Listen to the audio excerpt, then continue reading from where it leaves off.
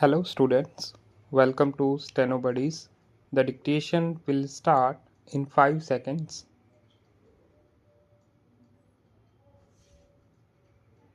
Mr. Vice Chairman, I rise to associate myself fully with the resolution and the concern which has been expressed from all the various sections of the House regarding the urgent necessity of developing rural industries.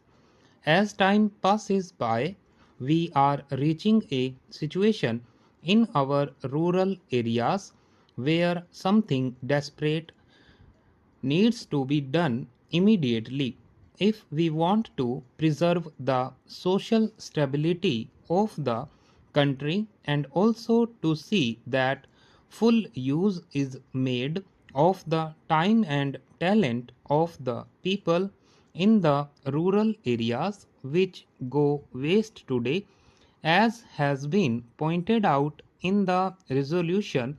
Sir, the Planning Commission and the Government of India have applied their minds to the various isolated aspects of rural industries, and some valuable reports have been published and some important recommendations have been made in these reports which need consideration.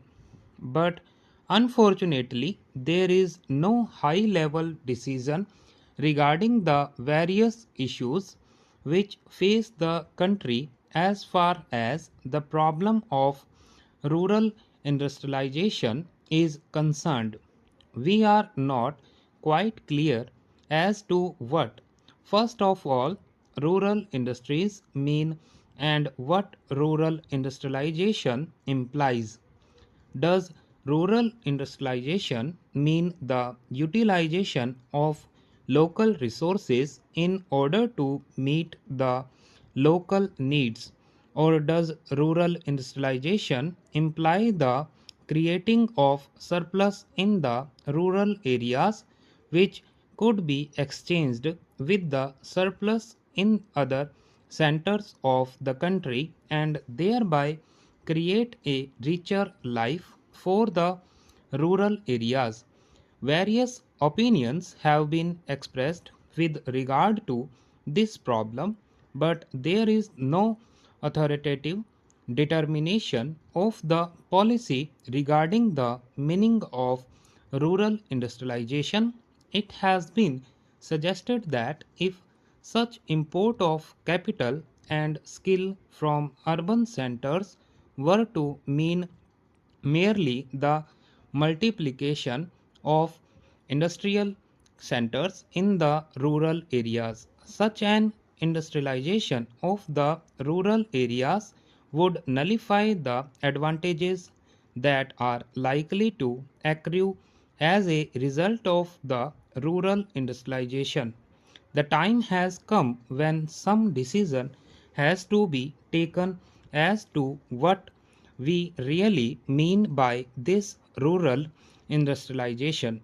There is also difference of opinion regarding the authority that should undertake the responsibility for this rural industrialization. From the literature that has been published in this connection, it is quite obvious that two distinct and powerful schools have developed regarding this issue. On the one hand, there are people who believe that the task of rural industrialization should be entrusted to the village panchayats, since they represent the village people and they have the resources and the powers to raise the necessary resources from the rural areas. The panchayats, it is felt, are the competent authorities to deal with the problem of rural industrialization.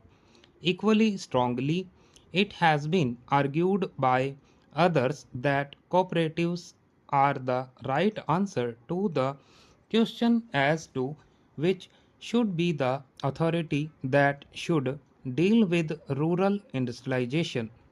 I may also mention that there is a third school which believes that import of private capital and private skill into the work of rural industrial development is the real answer to the problem which we face in the matter of rural industrialization.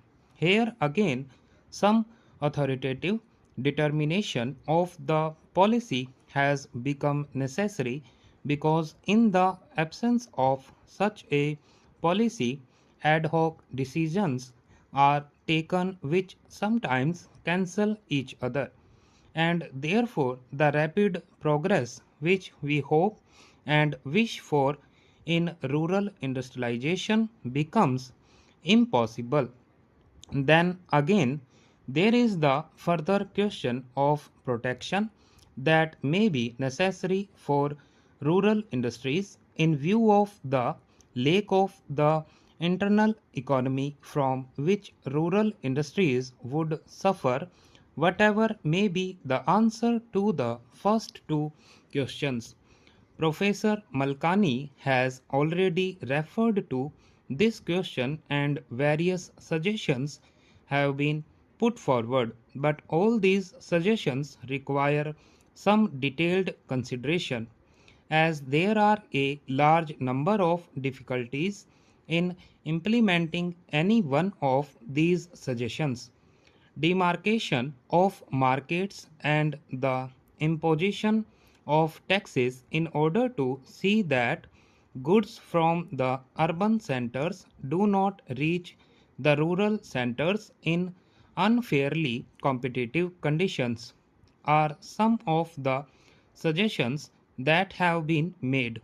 One great advantage of a vast country is the large number of markets what are available for the goods that are produced in the country. However, if these markets are artificially restricted and goods are not allowed to move from one center to another, I am afraid more problems would be raised than solved if this protection is sought to be given in this matter. Yet, protection has to be given to the rural industries if these rural industries are to develop. Therefore, serious and competent thinking is necessary in this connection, and again, time is running fast. Therefore, it is desirable that we should have some authority which could examine the various issues involved and determine the policy with regard to this matter also.